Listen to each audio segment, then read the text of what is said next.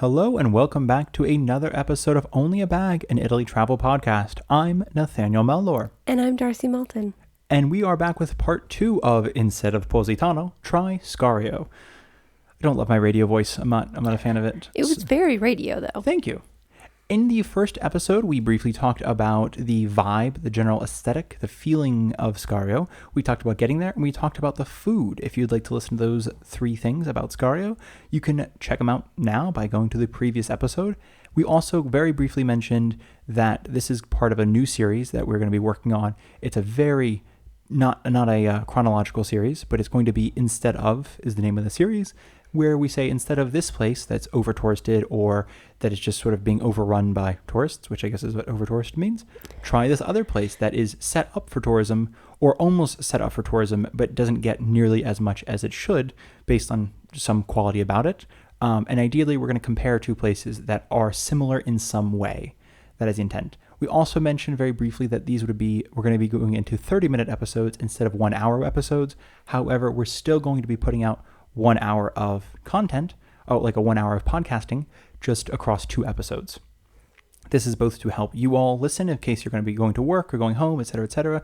You can push play, listen for the ride, and then play again the second part when you're like cooking dinner. This also helps us because we can kind of spend a little bit more time talking about certain things and just put it into a second episode rather than risking 1 episode going to like an hour and 20 minutes or something crazy.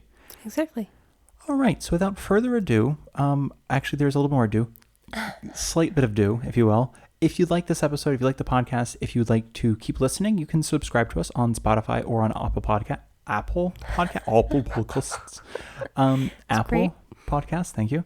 You can also leave a review on both of those. Those help us out tremendously, getting found by other people who are also interested in Italy or traveling to Italy. We can also, if you have any questions, comments, concerns, if you have any thoughts about how long the episodes should be or what you prefer, 30 minutes, an hour, then you can absolutely send us a message. You can send us a message on Instagram at Only a Bag Podcast, on Blue Sky, Only a Bag, at our website, onlybag.com, or on our email, onlybagpodcast@gmail.com. Last but not least, if you'd like to support the podcast, you can do so financially through a small donation of literally any dollar, more than 1. I think the smallest amount we can take is $1, but it's on Ko-fi, ko-fi.com/onlyabag. Every dollar donated will be going towards new microphones until we get new microphones. And then we'll figure out something else that we need. So stay tuned for that. So that was the do. We are done. A dude has been a done. Right? The do's been done. Do's been done. Something. And without further ado, I hate them saying that so many times. The beaches. Let's just talk about beaches, y'all. Okay, let's just get in there. So the beaches of Scario. We kind of, I think, briefly talked about this in the Cilento episode. We talked about the Cilento Coast. Scario itself has a number of beaches. 2 of them are in town. There's a marina essentially in the center of town. To the left of it, and I mean, literally any way you look, whether you're looking out to the sea or you're looking at Scario. But to the left and to the right of the marina are 2 different beaches. I don't love them. I think we've mentioned this 1,000 times. I personally don't love going to the beach near a marina. I've never liked the idea of being near other boats. Part of it is because I don't trust my fellow human beings very much to not throw like fishing hooks overboard or like. I'm very scared of fish hooks in the water when people are around fishing or with boats. Yeah, I don't like that. I don't like the. I also am scared of propellers on boats, which I mean the boats aren't that close to you, but I get close to like propellers as a child whenever I was in boats and stuff, and they just kind of freak me out. So I don't love being near boats. Yeah, no, so we don't swim near marinas a lot. It does seem that some people do, like they don't mind it. Like even in Salerno, there's a tiny little beach in town in the marina that people swim around in. It very much is the sort of Salerno. I don't know. It's like the local. It's literally people born and raised in Salerno go there, and I think that's pretty much it. So it's the same feeling.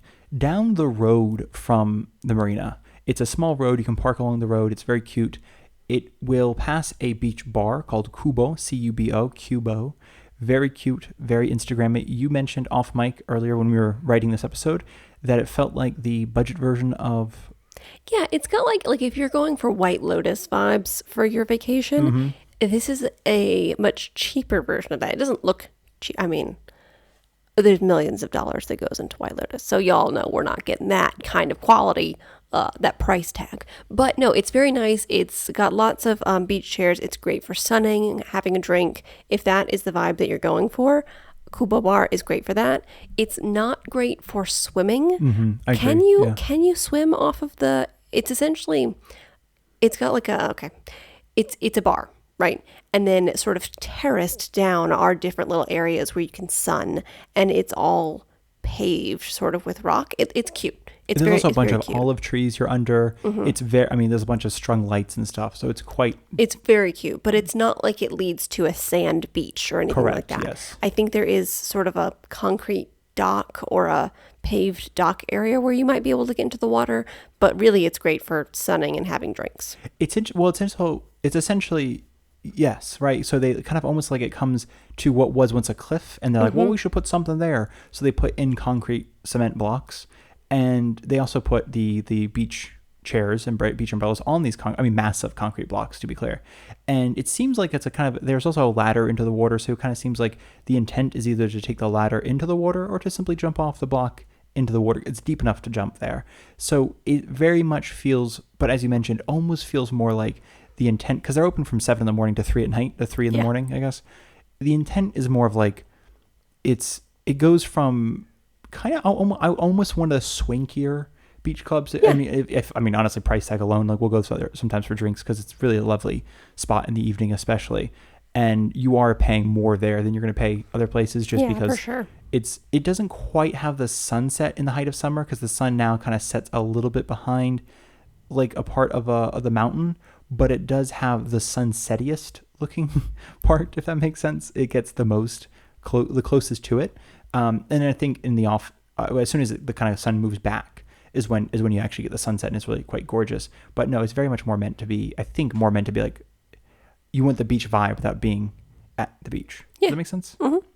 So that is definitely an option. Just past the road there is another little beach. I'm looking at the notes here because I don't want to mispronounce it. It's called Tragara, Tragara. It's a little funky. We've talked about this before in that Cilento Coast episode. It's a little funky. Is essentially it runs, it's just underneath the road, not underneath, like physically underneath, like just below the road. And it's a very, as you mentioned before, the beach itself is not very wide. I don't know how to explain this, but between the water and where the road is only about, like in some areas, 2 feet, 3 feet. And not the road itself, by the way, is like up, it's elevated. So it just hits like a stone wall. And which just means you can kind of, it sometimes is fighting for territory, if that makes sense. Yeah, the part of the beach where you can actually sit is not very deep. I mean, there are definitely parts of it that are like 8 and 10 feet deep, but it's about enough for like a group of people, like head to toe, to lay down. Yes. It's not like several groups of people can lead up to the water. And when you say deep, I just, again, for the people, it's just from not deep, not the depth of the water, just the deepness of the beach itself. Yes. And actually, on that note, it's popular a lot with kids, like young kids, families and young kids, mainly because it is such a gentle water. Like it's quite protected. Like the slope. Oh, you mean yeah. Because it's in like a cove. Yeah. There aren't a lot of waves. There are not a lot of waves. It's very placid, and it slopes down very gradually. Very gradually. So every time we're there, it's a bunch of like young families, basically, because I think it's somewhere where kids can be in the water without having to fear, like, oh, I went too deep, kind of thing. So it is great for that reason specifically. If you are bringing kids or something like that, and you're just like, it's a nice walk along the boardwalk, and then kind of there's a sidewalk for some of this road, and then you can kind of walk down to the beach. So you're all kind of still within town, basically. Now, if you'd like to be not in town, basically, there are a few other options. One is from the Tragara.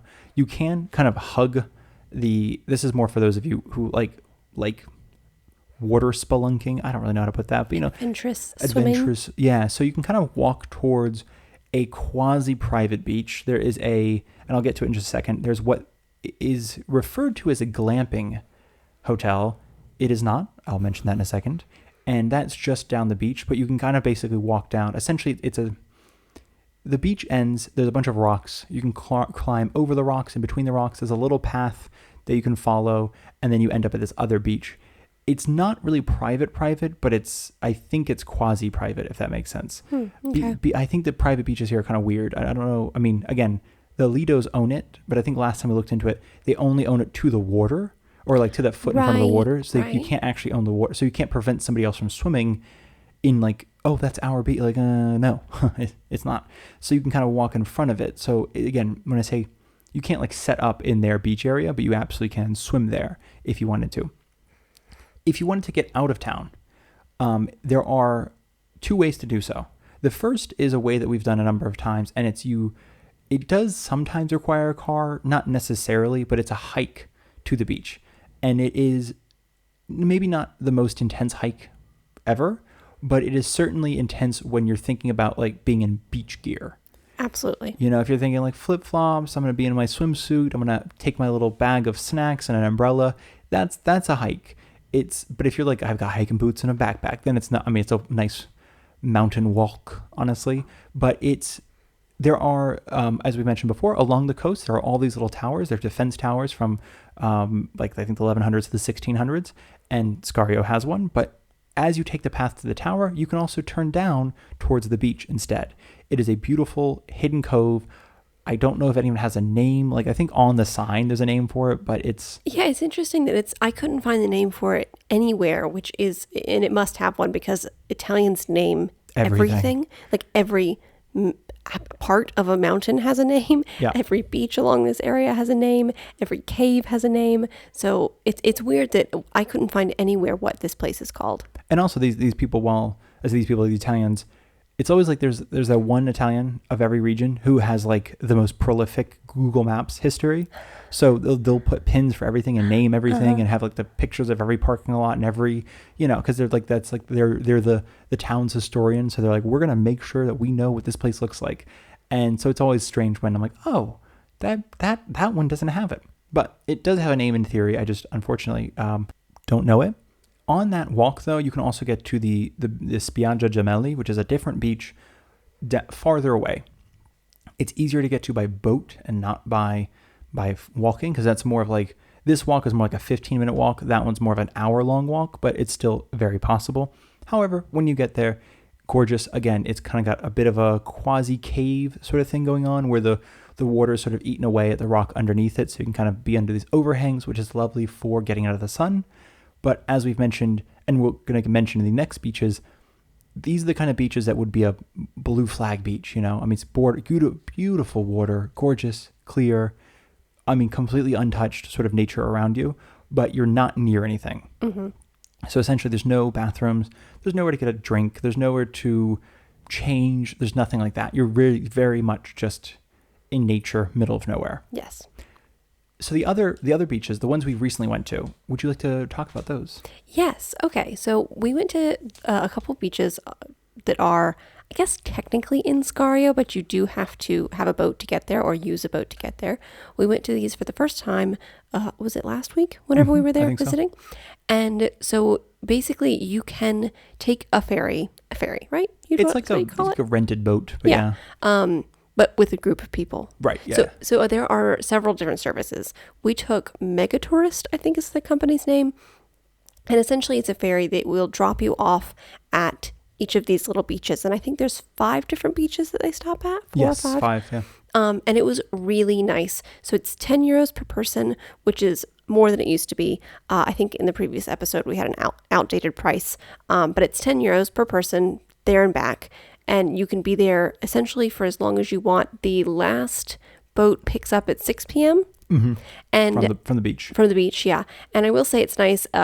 We noticed on the way back that it seemed like they were making sure that people, like they were tracking if there are people at the beaches to make sure that no one got abandoned. Left. Yeah. You know? Yeah. So essentially, you pick up this boat, you get your tickets, and it comes and goes every hour. Yeah, in the summer, generally speaking, it's every hour, but in August specifically, it's every 30 minutes. Okay, because there are going to be more people there in August. More people. Yeah. That makes sense.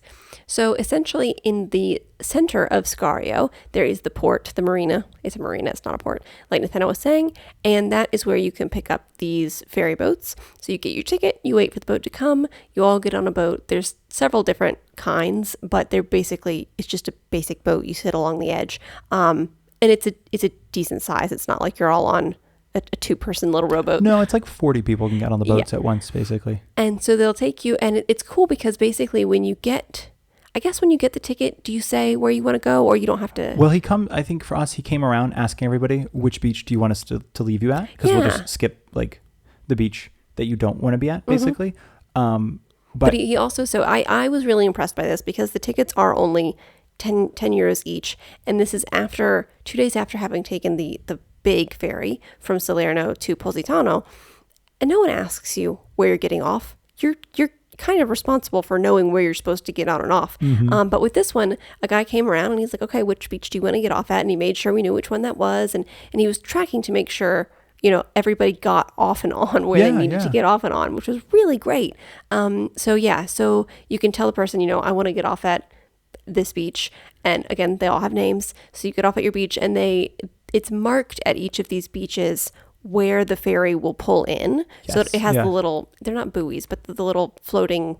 It's like whatever's like separates the swimming lanes in a pool, basically. Exactly, yes. Those things. So that is where the boat will pull in. And then there's parts of the beach where boats don't go. Like that's just swimming area, which is really nice. And compared to some of the other beaches, like Nathaniel was saying earlier, these are a little bit less protected in terms of waves and wake. So there are not as often boats parked in these beach areas, which is really nice. You can just feel free to swim and not worry about boats being parked there. And well, in the last episode, I also mentioned the sort of Italian beach bum, and it's such a common thing here for especially like people over the age of 70, maybe 65, 70, to just start swimming. Like they'll just go and then just go. And beach to beach, they're just swimming. And especially the old men, because you can still see their shiny bald head as they sort of swim out into the ocean. And they're just going and they're going. And as soon as just some very point, competent swimmers. Yeah, they go like, all right, that was it. And they come and they turn back around and they come on in. And it's like an hour later. I mean, they go so slowly, which is, they're not racing. They're just sort of like, I'm just hanging out here. And so again, it says that thing of, it's like every beach has attracts this sort of like this group of people who are like, they get there, they sun for 4 hours, and then they just swim for 4 hours, and then they come back and they're like, well, that was a good day at the beach. And I love it. I love seeing them. Yeah. It is such a part of like, I don't know. I want to be one of these people though, who just like, I just can swim out there and I'll come back in a few hours. I don't really like water in my face that much. So I'll be closer to shore watching you do that. Fair. I'm more of a wading sort of a wading in the water. Yeah, exactly. I like that. I like to kind of be in the gentle, close waters. So we went to one of these beaches and it was, I think, perhaps the best, prettiest, wonderfulest, loveliest beach that I have ever been to. For sure. Oh, yeah. 100%. The water was so clear and so blue and amazing. And if you've listened to previous episodes, you know that I don't like weird things touching me in the water. I love nature. I don't really want to touch it in the water. I love touching trees. I'll touch a tree any day. I don't really want to touch seaweed. This beach that we were at was wonderful. It didn't have any giant boulders. It had a very nice, slow sloping grade. So you could kind of walk out to a certain spot. And then it's not like it had a giant drop off that was creepy. It was great. Some beaches definitely have that creepy drop off. Mm-hmm. You're like 20 feet in. You're like, oh, that just turned into some dark blue water down there. No creepy giant boulders, no seaweed, but full of fish. Yes. That were lovely and wonderful and really cool to look at. So do bring some goggles if you're into seeing fish. Swarming with fish. It was again, one of those things where I think in my mind, I've always gone swimming in like Savannah, for instance, where there might be fish, but you can't really tell because it's such murky water anyway. Mm-hmm. And in New York, I've never seen a fish. So it's just one of those things where you go in the water and after about 15 seconds, all of a sudden you're just like everywhere. You're like, ooh, there's a bunch of fish here. Beautiful. So, it was really, really cool. And are we at the point yet to talk about the snack boat? I love it. We're going to jump straight. I was going to say before we jump to snack boat. I'm just really excited about this. I love that. No, I was going to say that it's, so you mentioned it's 10 euros per person. Yes. It is a hop on, hop off situation. So for example, because you mentioned the guy comes around and asks, that's mostly to get an idea of where they need to be dropping people off. It seems also more when you're going out, especially. Mm-hmm. So how it works is it goes out, it's about 20 minutes later, maybe 15 to 20 minutes later, you're at the first beach. From that first beach, as you pull in, you can see at least beaches 2 and 3 down the line. So if you think like, because they have little pictures, I will say when you buy your ticket at the kiosk, it's a booth. It's pretty big. Yeah, they have pictures of all the beaches, like which ones you want, and you can be like, that one actually looks nice. We'll go there, and they're great. They also have numbers, so if you're like, I do not speak Italian and I cannot remember which it's called, you can be like beach number 2, and they're like, great, beach number 2. So it's kind of easy to remember, like, and not get too flustered. And as you're pulling into beach number 1, you can see 2 and 3. As you're pulling into beach 2, I think it's like you can see 1 through 4. So they're quite. And we're calling them beach 2 and 3 and all these different things. And they are separate beaches. They're separated by essentially like craggy rock. Yeah, like a kind of a cliff crag coming into the water. So and if you wanted to, you can just swim around. Yeah, for sure. If you're a competent swimmer, some of them you can definitely swim around the sort of rock grouping. Yeah. What is a group of rocks called? Outcropping. Yes. To get to the next beach, but it's not like they're marked off by any man-made sort of object or anything like that. They're marked by mountain. Yeah. No, it seems like it seems like there's a spot of 5 beaches that happen to all be formed in a very similar way. They're also really beautiful because they are astonishingly white. Like it looks like when it's storm or has a storm or high, like really high tide or something, all the water comes on shore and sort of the salt lingers, and you can kind of tell there's a line in which like, oh, the rock itself is kind of gray, darkish gray, like a dirty gray, but then just below, like it's just a very, very white stone, and it's really gorgeous because it kind of feels almost, I mean, a natural in a good sense, not natural in like a fake sense, but like just like unbelievable, I guess. Like if I saw a picture, I'd be like that's 100% HDR sort of. It is so cool to take the ferry, and I mean, if you have a boat, you can take your boat, but it is incredible to see this shoreline from the ocean. It's jaw-dropping. It is just so beautiful to see the mountains meeting the sea. We don't have a boat yet in our lives, and we rarely take a boat to get anywhere. So it's been so cool to be able to see the coastlines from the ocean. It's just insane. Well, also, and again, because this is a part of the air, like the surrounding area, which you really can only access by boat. And I mean that because, I mean, there are technically you can hike, again, technically, but it's such a steep drop off from the top of the mountain to the beach itself. I mean, it is not sheer, but very close to sheer. And I also want to say it's part of the Cilento National Park, so it's protected. And I don't know if that's why it's not as built up, because obviously you can build in part of the Cilento National Park. There are towns that exist there.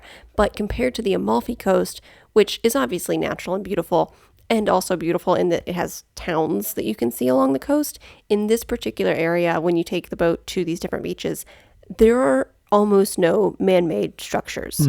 It's just nature. And it's just the one tower that's been there for 500 years. That's pretty much the only thing you can see for most of this.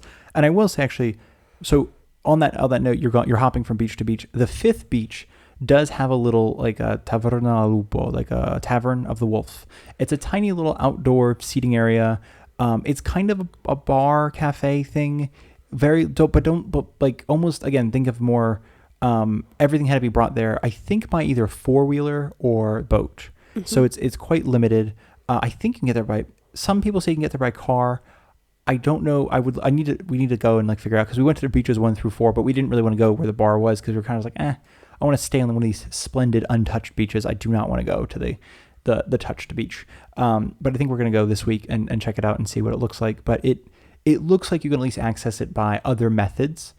So it's kind of it's a little bit more in the sort of forested area behind the beach rather than on the beach itself. But if you do need something, I don't know if there's a bathroom there, which is one of the reasons I want to check. I think it's more just like, oh, I'm feeling hungry, or oh, I'm feeling like I want to drink. That is an option.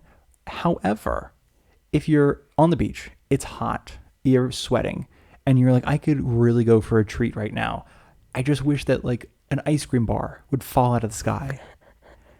Well, someone is listening. The gods are listening. Yes. And they've sent an ice cream and snack boat. Yes. Darcy, would you like to explain the ice cream and snack boat? Okay, it's the cutest little red boat with 2 people, and they have a little, and they have an ice cream cooler, and it's mostly ice cream and beer and water. Yeah. Okay. The only thing's important at a beach. So essentially it's like an ice cream truck on a boat, plus they have beer and water. It's amazing. Yeah, actually, yeah. And so they come up, and I hoofed it. I ran over to that boat because I didn't know how long they would stay. To be fair, actually said, Nathaniel, run over to that boat. I need to get myself together. Nathaniel popped out of the water, goggles on. He was looking at fish. He's trying to tell me about, because I was on the beach at this point. I wasn't in the water. He's trying to tell me about some cool fish he's looking at. And I'm shouting, Nathaniel, gelato, as this boat is pulling into shore. I was freaking out. So I'm trying to put on my shoes, trying to get the money, running over to the ice cream boat. And they stayed for a really reasonable amount of time. Like 7 to 10 minutes. Yeah, I did not need to run as hard as I did. And we got some Magnum bars because, to be clear, they have like essentially prepackaged ice creams. Yes. They're not like, carrying artisanal gelato. No Mr. Softy, nothing like that. No. Yeah. And then they just pull up and you say what you want and you give them the money and then you got your little ice cream for the day. I also will say it was really, so like Magnum is a good example because it's sort of, I think for a lot of people consider it more of a higher quality ice cream bar, like a prepackaged ice cream bar, especially compared to like Cornetto or something like that. And normally here they're like between $2.50 and $3.50, like at any cafe or bar. So there were only 4 on the ice cream boat, which I thought was like a really good deal given the fact that per bar. Mm-hmm. And given the fact that they brought it to you on the beach. And then it was like, cold. So it wasn't like, oh, this is almost melted. It was like, oh, this is nice. Plus, if you get dirty, you can just jump in the water afterwards. It was so nice. It was a huge part of the experience. Speaking of that, actually, it's important. I know we keep saying that except for the one restaurant cafe at the 5th beach, at these beaches that we're talking about, and really almost any Italian beach, there's not going to be a place for trash. Mm-hmm. So you have to be prepared to bring your trash back with you. And I do want to acknowledge that everybody we saw was being so responsible with their trash, which I really love. Like everybody was keeping it in their little bags and, obviously picking up all their beach belongings with them when they went, which was really nice to see. It's not that I'm used to people being like throwing their trash everywhere on beaches especially. But it's not like uncommon for somebody to like just chuck the paper that wrapped their sandwich or something like that, even though the paper is like the little plasticky wax paper. Yeah. So it's not uncommon to see that. And also actually on that note, so it kind of ties in, I think, is one, you do need to bring your own food while there is the lovely snack boat. And even if you do go to the bar, it's still, we'd highly recommend you bring, because even that little bar tavern thing, it's mostly going to be like, from the photos and from what other people's photos posted, it looks more like finger food type of like anything they can easily bring there, not necessarily like a restaurant. Right. So things that are cold prepared. Mm-hmm. So if you want, but I think a lot of people that we noticed, and ourselves included, brought sandwiches. You bring like little sort of what is it called? Tavola calda, like little hot table food. Anything pre-prepared, basically. It seems like everybody was bringing out lunch. A lot of people had coolers. A lot of people had little like lunch boxes, things like that. So it's common to bring your lunch. Yeah, and that goes back to the part 1 of these 2 episodes, talking about how nice it is that there are several different grocery stores, and they're all small, but grocery stores in Scario where you can go and get a sandwich or go and get pasta or vegetables at the Tavola calda. I always say that wrong. But anyways, go and get your picnic lunch and bring it with you. It's so nice. It very much is. And on that, and I guess like I keep saying on that note, but sort of, and continuing that thought, and I mentioned it's already hop on, hop off, but that it kind of gets tied together because there are definitely places as the day gets longer that leave the sun sooner. Just again, mostly because of how it's oriented, I guess. So like beach 1, for example, stays sunny up until like 6 o'clock, but beach 3, I think where we started the day, sort of loses it by like 4 o'clock, which is not bad because on a hot sunny day, it's not bad to be in the shade and swimming in cold water. But on this is like an 85 degree day, I could use some sun. Then it's nice to be sort of on one of the sunnier beaches. So that being said, is at any point when the boat comes, you can just get right on the boat, go to the next beach over, and get off again. Yeah, you will need to put. So the boat comes and they have like a little ladder that they put down to what's kind of a step ladder that they put down to the beach, and then there's a person there to help you on and off if you need any assistance. And if you do want to, essentially, it seems that they are used to people getting on, going to one beach, and then picking them up and going back to the marina. But you can ask that person, hey, can I go to the next beach? And they say, yeah, no worries. Just keep your card, which is essentially the ticket that they give you. So you keep that, and then you go on to the next beach. But they'll collect your card when you get your return. Which is, it's a plastic card, so there's no fear about, like, you know, if it gets wet or something like that, it's fine. They'll collect them at the end. But essentially, it's their way of keeping track of, like, if I have your card, it means you're getting off. If you aren't getting off, keep your card, and then we'll drop you at the next beach. Which is all to say that you just need to let them know if you want to get off at another beach. Otherwise, they'll assume that you're going one way and then coming back. Yes. It's also, if you happen to find yourself the only ones on the beach, by the way, they do seem to sort of signal and ask. Like, I think there's one beach we went into and then stopped and then came back out because they signaled. Nobody on the boat wanted to go off on that beach and nobody on the beach wanted to come off. So they're like, oh, never mind. We're just going to keep going. No worries. And then again, last thought is, as you already previously mentioned, I think the last boat is at 6 or 6:30, but that is the sort of, now it's time to go. And they sort of they pick everybody up. And then I think they send out a couple to make sure everyone's actually gone. Yeah, they seem to do a pretty good job of making sure that no one gets abandoned there. Because they even stopped at some beaches that were not our beaches to make sure, like, any of the paddle boarders or whatever was didn't need a ride back. Yeah, exactly. And they give a little horn honk as they're coming back, so you can tell, like, oh, I need to get my stuff together if you want to leave on that boat. One last thought. We kind of mentioned this in the Positano episode. It's about this sort of the proper dress code, I think, on a beach town. And we noticed actually on the ferry was the first place, is I thought when people were hopping from one beach to the other, like, why even put on clothes and stuff? Like, why you just wear your bathing suit. Yeah. And we noticed that a lot of people would pack all their stuff up, and not when I put on clothes, like put their beach cover up on, or put on like a shirt, and like there's flip-flops, there's sandals if they have a bathing suit on, bathing shorts, bathing trunks. And then they would go over to the next beach and then undress again. And I thought that was interesting because it very much felt like, no, this is public transportation. Of course I'm dressed on public transportation.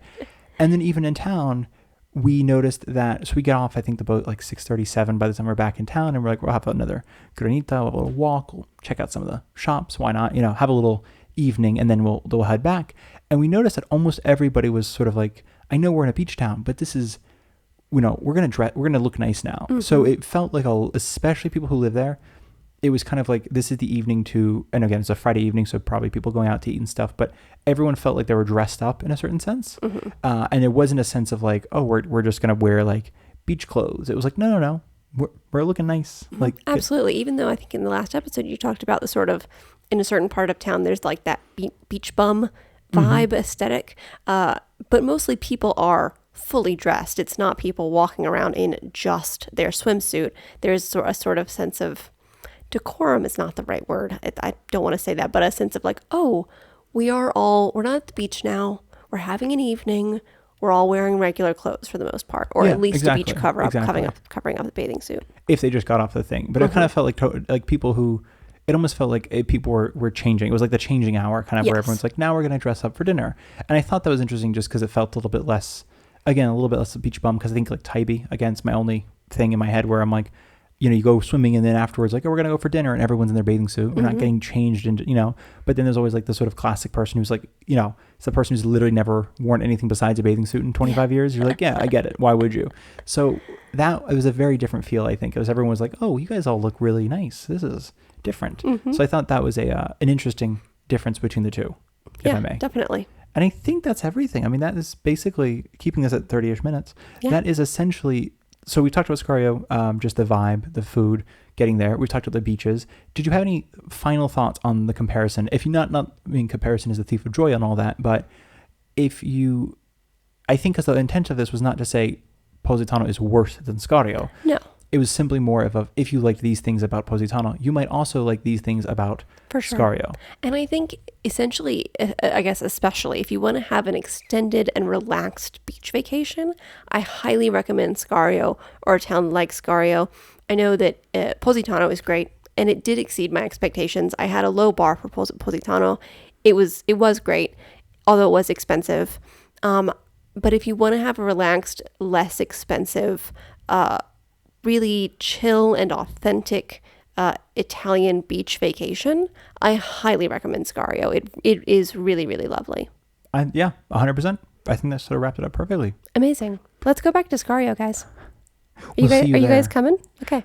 So thank you all so much for listening. We appreciate it. Yeah, and we'll be back next week with we're going to talk about August, right? Yeah, visiting in August. Yeah. The do's, the don't, the do's, the don'ts are just like, only visit in August if you want to do these things. And helpful tips. There we go. All right. Tanti abbracci.